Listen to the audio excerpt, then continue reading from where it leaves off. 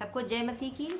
और प्रभु का धन्यवाद करेंगे और उम्मीद करती हूँ कि आप सब लोग आनंदित होंगे, मस्त होंगे, प्रभु की महिमा कर रहे होंगे, प्रभु की बड़ाई कर रहे होंगे और सब लोग इस महामारी से सुरक्षित होंगे। तो इस बात के लिए प्रभु का धन्यवाद करते हैं और इन सुंदर वचनों के लिए जो आज मैं लेकर आई हूँ प्रभु की अगुवाई से। जो आज का वचन आपकी और मेरी ज़िंदगी बदल देने वाला वचन है। परमेश्वर ने मुझे ये वचन दिया और सच मैं बताती हूँ ये वीडियो बनाने में आज 2-4 दिन लग गए, क्योंकि शायद शैतान नहीं चाहता कि वचन आप तक पहुँचाए जाएँ। तो मैं प्रभु का धन्यवाद करूंगी कि एक बार फिर से मैं यहाँ उपस्थित हो पाई हूँ प्रभु के सुंदर वचनों के साथ आपके और हमारे अपने चैनल जिसका नाम है अनुग्रह यीशु का। तो धन्यवाद करते हैं प्रभु का। और एक बात मैं आपको बोलना चाहती हूँ कि जब आप परमेश्वर का वचन सुनते हैं, सिर्फ ये मेरा ही वीडियो नहीं, ये इस चैनल का नहीं, बल्कि आप जो भी वचन सुनते हैं आप प्लीज़ उसको लाइक करें, कमेंट करें और उसको ज़्यादा से ज़्यादा शेयर करें। ऐसा क्यों मैं बताती हूँ। परमेश्वर ने मुझे बताया है कि जब आप लाइक करते हो परमेश्वर के वचनों को, तब आप वचन को महिमा दे रहे होते हो, परमेश्वर के वचनों को आप आदर दे रहे होते हैं। जब आप कमेंट करते हैं तो आप उन वचनों को अपने जीवन में उतार रहे होते हैं, वो वचन आपकी ज़िंदगी में काम करते हैं। और जब आप शेयर करते हैं तो आप परमेश्वर के राज्य का प्रचार करते हैं। मतलब आपको कहीं के नहीं जाना, सिर्फ आप एक थंब दबाते हैं और आप सुसमाचार को आगे फैलाते हैं। इसलिए ज़्यादा से ज़्यादा लाइक करें, कमेंट करें और शेयर करें। प्रभु आपको आशीष दे। और आइए, आज का वचन बहुत ही अच्छा है और आज का वचन हम लोग ध्यान से सुनेंगे, क्योंकि विश्वास सुनने से और सुनना मसीह के वचनों से होता है। इसलिए जितने ज़्यादा से ज़्यादा मसीह के वचनों को सुनेंगे हमारी ज़िंदगियाँ बदलती जाएंगी यीशु के नाम में। आइए प्रार्थना करते हैं, प्रार्थना करके वचनों की तरफ चलते हैं। धन्यवाद करते हैं प्रभु जी आज के सुंदर समय के लिए। प्रभु जी, वचन बताता है कि आज का दिन यहोवा ने बनाया है। हर एक दिन जो आता है हमारे जीवन में वो परमेश्वर यहोवा के द्वारा बनाया हुआ है। प्रभु जी, हम आपको धन्यवाद देते हैं। प्रभु, सुंदर दिन के लिए धन्यवाद देते हैं, समय के लिए धन्यवाद देते हैं, इन वचन के लिए धन्यवाद देते हैं। प्रभु जी, हम आपके बेटे यीशु के नाम से आपके पास में आते हैं। प्रभु जी, जब हम ये वचन का बीज बोते हैं प्रभु जी, तो मैं चाहती हूँ प्रभु जी आप इस बीज को कवर कर दें प्रभु जी, ताकि ये बीज शैतान चुरा ना पाए। ये बीज सीधा लोगों की ज़िंदगियों को बदल देने वाला ठहरे। प्रभु जी धन्यवाद करते हैं, सारी चीज़ों को प्रभु जी आपके हाथों में देते हैं और इस दुआ को प्रभु यीशु मसीह के नाम से मांग लेते हैं। सुने और कबूल करें, आमीन आमीन। तो आज का वचन जो है, चलिए निकालते हैं। हागे की पुस्तक, पुराना नियम हागे की पुस्तक का पहला अध्याय में कुछ यूँ लिखा है। अगर पहला अध्याय उसकी 6 आयत से हम लोग पढ़ते हैं तो देखिए कुछ यूँ लिखा है कि तुमने बहुत बोया परंतु थोड़ा काटा, तुम खाते हो परंतु पेट नहीं भरता, तुम पीते हो परंतु प्यास नहीं बुझती, तुम कपड़े पहनते हो परंतु गर्माते नहीं हैं, और जो मजदूरी कमाता है वो अपनी मजदूरी की कमाई को छेद वाली थैली में रखता है। परमेश्वर का वचन कहता है कि तुमने बहुत बोया परंतु थोड़ा काटा। क्या होता है, आप बहुत मेहनत करते हैं, बहुत चीज़ों को लगाने की कोशिश करते हैं, बहुत जोड़ गांठ करते हैं, लेकिन होता नहीं है। और प्यास नहीं बुझती है, कपड़े पहनते हो, गर्माते नहीं हो, और बहुत कमाई करते हो, लेकिन क्या होता है, ऐसा लगता है आपको कि आपने ऐसी थैली में धन जमा कर रखा है जो निकल जाता है, कोई बरकत नहीं, कोई आशीष नहीं। क्या आपके जीवन में भी ऐसा ही होता है? यदि ऐसा ही होता है तो क्यों होता है? ये अपने आप नहीं होता है मेरे प्यारे भाई और बहनों। मैं आपको बताना चाहती हूँ ये अपने आप नहीं होता है। कहीं ना कहीं हम परमेश्वर की नियमों का, आज्ञा का पालन नहीं कर रहे हैं, जिसके कारण ये सारी चीज़ें हमारे जीवन में हो रही हैं। कहाँ हो रही, कहाँ लिखा है, मैं आपको बताती हूँ। मीका की पुस्तक में अगर आप पढ़ते हैं अध्याय 6 उसके 13वीं आयत से अगर पढ़ते हैं तो देखिए परमेश्वर यहोवा क्या कहते हैं। और तेरे पापों के कारण तुझको उजाड़ डालता हूँ। देखिए, तू खाएगा परंतु तृप्त ना होगा, तेरा पेट जलता ही रहेगा, और तू अपनी संपत्ति लेकर चलेगा परंतु ना बचा सकेगा, और जो कुछ तू बचा भी ले उसको मैं तलवार चलाकर लुटवा दूंगा। तू बोएगा परंतु लवेगा नहीं, तू जलपाई का तेल निकालेगा परंतु लगाने ना पाएगा, और दाख खरीदेगा परंतु दाख मधु पीने ना पाएगा। हालेलुया। तो परमेश्वर ऐसा क्यों कह रहे हैं? क्यों इतना क्रोधित हो रहे हैं? क्यों ऐसे वचन लिखे हुए हैं? क्यों परमेश्वर नाराज है? क्यों कहता है परमेश्वर तुम खाओगे लेकिन तृप्त ना होगे, तुम लालसाओं से भरे रहोगे? क्यों हमें आशीषें नहीं मिलेंगी? क्यों हमारी आशीषें रुक जाती हैं? तो आइए जानते हैं इस बात के लिए कि क्यों ऐसा हमारे जीवन में होता है। एक प्रभु में चलने वाला व्यक्ति जो प्रभु पे विश्वास करता है, तो क्या ऐसा क्या होता है जो इन आशीषों से वंचित रह जाता है, और क्यों ये सारी चीज़ें होती, क्यों परमेश्वर नाराज होता है? तो आइए इसी के जो हागे की पुस्तक है 1 अध्याय का हम लोग 2 से पढ़ेंगे। इसमें क्या लिखा है? सेनाओं का यहोवा यो कहता है, सेनाओं का यहोवा मतलब हमारा परमेश्वर ये बात कहता है कि ये लोग कहते हैं कि यहोवा का भवन बनाने का समय नहीं आया है। मतलब परमेश्वर कहता है, ये लोग कहते हैं कि यहोवा का भवन बनाने का समय नहीं आया है। मतलब ये जो वचन है ये हागे भविष्यवक्ता के द्वारा पहुंचा था। मतलब कि जो है आप ऊपर से अगर पढ़ेंगे तो लिखा है, दारा राजा के दूसरे वर्ष के 6वें महीने के पहले दिन यहोवा का ये वचन हागे भविष्यवक्ता के द्वारा साल्तिएल के पुत्र जरुब्बाएल के पास, जो यहूदा का अधिपति था, और यहोसदाक के पुत्र यहोशू महायाजक के पास पहुंचा। तो आप इसमें पढ़ सकते हैं एक अध्याय से कि परमेश्वर का वचन कहता है कि ये लोग कहते हैं कि यहोवा का भवन बनाने का समय नहीं आया है। कौन लोग कहते हैं? आज का इंसान कहता है कि अभी तो क्या हुआ, हम प्रभु में तो हैं, प्रभु को तो मान लिया, विश्वास में तो हैं, लेकिन अभी हमको क्या ज़रूरत है तैयारी करने की? अभी कौन सा प्रभु जी आए जा रहे हैं, अभी कौन सा हम बूढ़े हो गए जा रहे हैं? इस तरह के वचन परमेश्वर के आगे हम लोग बोलते हैं और ये चीज़ अपने आप में मनन करते हैं। तो ये बात परमेश्वर जो हमारी नित्य हमको निहारता है, जो नित्य हमको देखता है, वो ये बात कह रहा है कि ये लोग कहते हैं कि यहोवा का भवन बनाने का समय नहीं आया है। फिर यहोवा का ये वचन हागे भविष्यवक्ता के द्वारा पहुंचा, क्या तुम्हारे लिए अपने छत वाले घरों में रहने का समय है, जबकि ये भवन उजाड़ पड़ा है? परमेश्वर कहता है ये भवन उजाड़ पड़ा है, तुम अपने छत वाले घरों में रहने का समय है। मतलब परमेश्वर क्या कहता है कि तुम अपने घर की तो बड़ी चिंता करते हो, अपने घर, अपना शारीरिक जो हमारा घर है, हमारे पास 2 घर है, एक शारीरिक है जिसकी हम लोग बड़ी देखभाल करते हैं, और उजाड़ पड़ा है। कौन सा घर उजाड़ पड़ा है? परमेश्वर किस घर की बात कर रहा है? प्रभु कहता है कि मेरा घर उजाड़ पड़ा है। पहला कुरिन्थियों 3 के 16 अध्याय में हम लोग पढ़ते हैं तो कहता है तुम पवित्र आत्मा का मंदिर हो। तो ये जो हमारा हृदय है ये परमेश्वर का मंदिर है। परमेश्वर कहता है ये तो उजाड़ पड़ा है, तुम तो अपनी शारीरिक अभिलाषाओं में लगे हो। आज का इंसान क्या खाना है, क्या पहनना है, और अपने बच्चे, अपने परिवार, इसी की चिंता में लगा हुआ है, और जो उसका परमेश्वर का जो घर है वो बिल्कुल उजाड़ पड़ा है। परमेश्वर कहता है इसलिए अब सेनाओं का यहोवा यूँ कहता है, अपनी चाल चलन पर ध्यान करो। प्रभु यीशु मसीह कहते हैं अपनी चाल चलन पर ध्यान दो। परमेश्वर यीशु मसीह ने क्या किया था? मरकुस में जब हम लोग पढ़ते हैं 11वें अध्याय में, प्रभु यीशु मसीह गए मंदिर में, देखा वहाँ पे लोग अपना व्यापार कर रहे हैं, लोग लेन देन कर रहे हैं। परमेश्वर गुस्सा होते हैं, कोड़ा उठाते हैं, कोड़ा बनाते हैं और कहते हैं निकलो यहाँ से, निकलो, मेरा घर प्रार्थना का घर कहलाएगा। परमेश्वर कहता है ये जो घर तुमने बंद कर रखा है, जो उजाड़ कर रखा है, उसमें जो तुमने लेन देन की बातें, दुनिया भर की चिंताएं, बस अपनी सारी चीज़ों को जो तुम लिए बैठे हो, परमेश्वर ऐसे लोगों को कोड़े लगाने वाला है। तो परमेश्वर कहता है मेरा घर तो तुमने उजाड़ कर रखा है, इसलिए ये सारी चीज़ें तुम पर बीतेंगी कि तुम बहुत सा बोओगे, लेकिन काटोगे, थोड़ा काटोगे, तुम खाओगे, तुम्हारा पेट नहीं भरेगा, तुम पियोगे पर तुम्हारी प्यास नहीं बुझेगी। आज का इंसान ऐसा हो गया है, हाय ये कर ले, हाय वो कर ले, दुनिया भर की चीज़ें कर ले, कैसे कर ले, गलत चीज़ों को अपने मन में जो है लिए बैठा हुआ है, और ये नहीं जानता कि परमेश्वर सब कुछ करने वाला है। परमेश्वर का मन उजाड़ पड़ा है, कोई प्रार्थना का समय नहीं है, दुनिया भर की चिंताएं मनुष्य लिए घूम रहा है, अपने उसी पुराने नियम में पड़ा हुआ है, दिन दोपहर रात बस अपनी ही क्रियाओं में लगा हुआ, 5-10 मिनट का समय दे दिया, बस इसी से सब सोचता हो गया। लेकिन ये परमेश्वर कहता है अपनी चाल चलन पर ध्यान दो। परमेश्वर यहाँ चाल चलन की बात कह रहा है कि नहीं, अपनी चाल चलन पर ध्यान दो। तो हमको अपने चाल चलन पर ध्यान देना है, क्योंकि हमारी वही दिनचर्या नहीं होनी चाहिए जैसे पहले थी। हमको प्रार्थनाओं में बढ़ना है, आलस में नहीं पड़ना है, हमको अपने पुराने जो हमारे नियम कानून बने हुए थे उनसे हमको निकलना है। जब तक अपने हम चाल चलन को नहीं बदलेंगे, परमेश्वर हमें कोड़े लगाने वाला है। क्योंकि परमेश्वर कहता है कि जो है तुम अपनी सारी अभिलाषाएं पूरी करने में लगे हो। पौलुस क्या कहता है कि मैंने अपनी अभिलाषाओं को क्रूस पे चढ़ा दिया।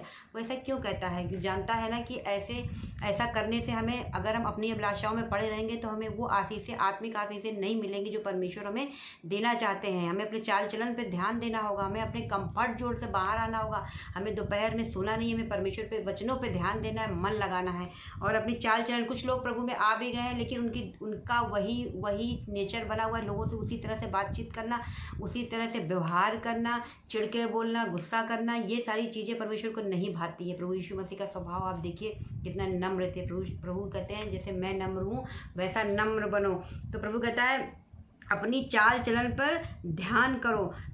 फिर प्रभु क्या कहता है 7वें अध्याय में जब हम पढ़ते हैं तो अगर आप अपनी चाल चलन पर ध्यान देंगे, और प्रभु आप देखिए इसमें क्या लिखा है, लास्ट आयत में क्या लिखा है, वो अपनी मजदूरी की कमाई को छेद वाली थैली में रखता है। जब हम प्रभु को जान गए हैं उसके बावजूद भी किसी की मदद नहीं करते हैं, हम अपना दशमांश नहीं निकालते हैं, तो हमारी कमाई में बरकत नहीं होने वाली है। हम किसी गरीब को देख कर अगर उसकी मदद नहीं करेंगे और जानते हैं इसको, इस चीज़ की बाइबल में भी लिखा है कि अगर हम जानते हैं कि उसको इस चीज़ की आवश्यकता है, यदि हम मदद नहीं करते हैं तो ये परमेश्वर को नहीं भाता है। परमेश्वर चाहता है जिस चीज़ की जिसको ज़रूरत है उसकी अपनी अपनी सामर्थ्य के अनुसार हमें उसकी मदद करनी है।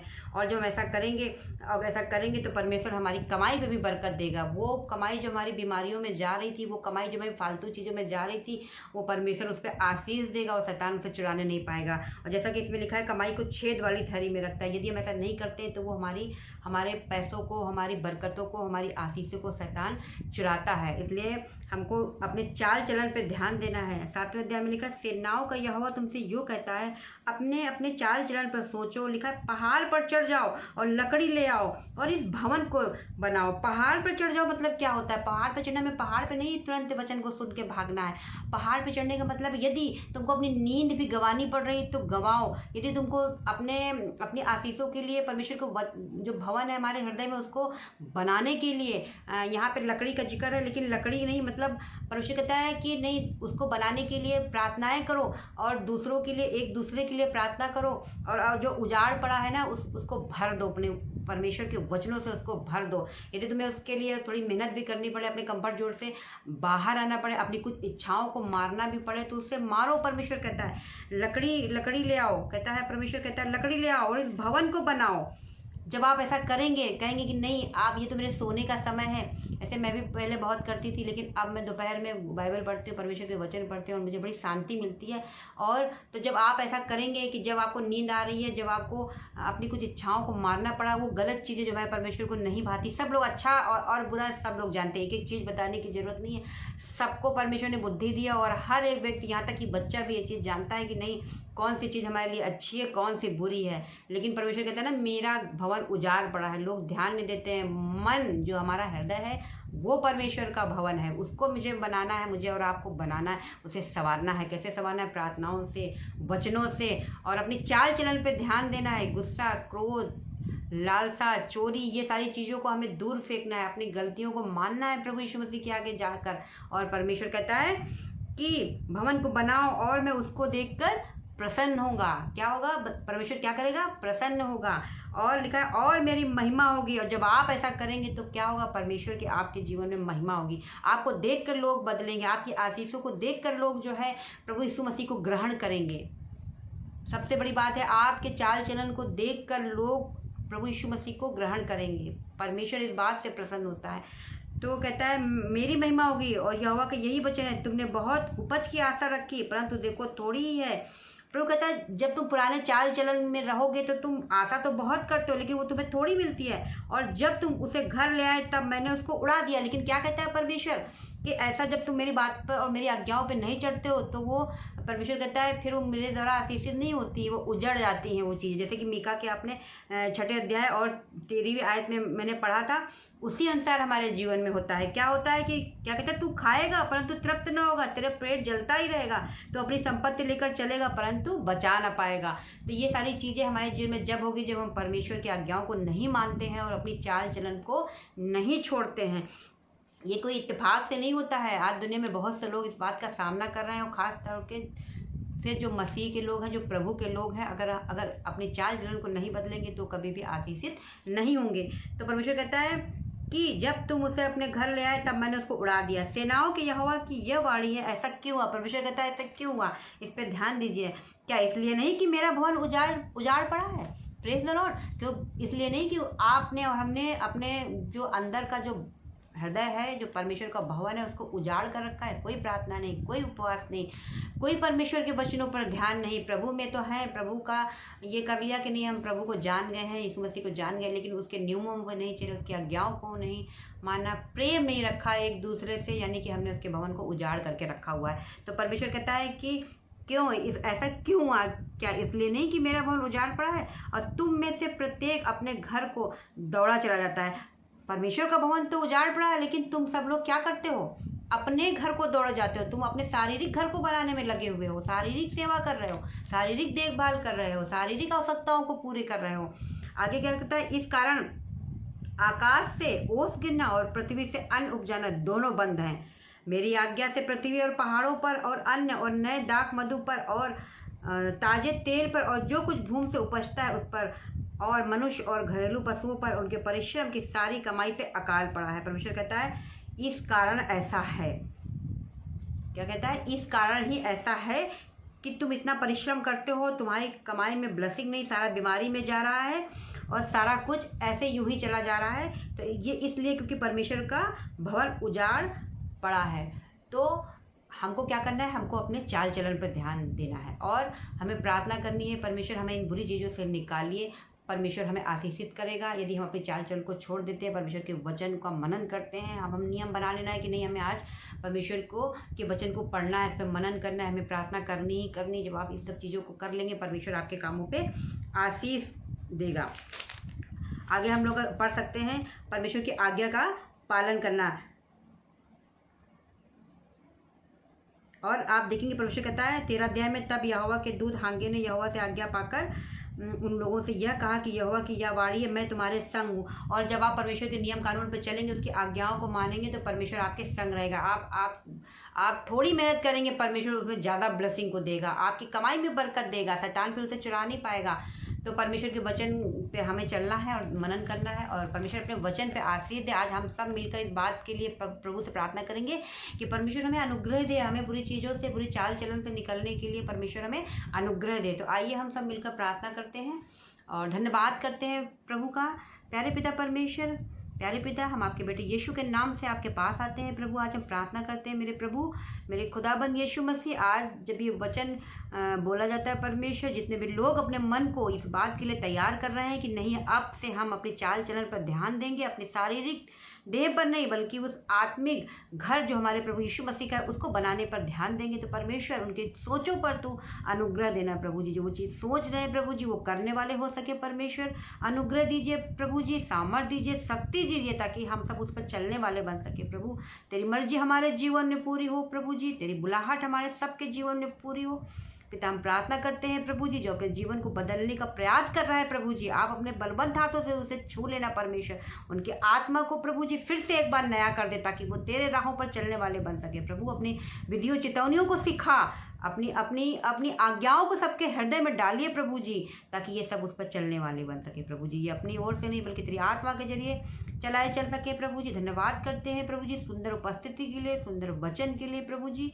और पिता, मैं प्रार्थना करती हूँ आज हर एक उस विश्वासी के लिए प्रभु जी जो इस वचन को सुन रहा है प्रभु जी, यदि वो कहीं से बीमार हो, दुखी हो, किसी बात से परेशान हो प्रभु जी, तेरा आत्मा उनके जीवन में काम करे प्रभु जी। यदि कोई बड़ा दुखी है पिता परमेश्वर, मैं प्रार्थना करती हूँ इसी वक्त उसके दुख के जो कारण हो यीशु के नासरी के नाम से नष्ट हो जाए पिता।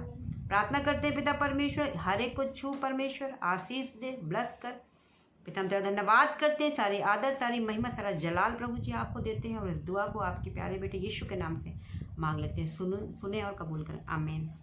Praise the Lord. जय मसीह की। प्रभु आप सबको आशीष दे।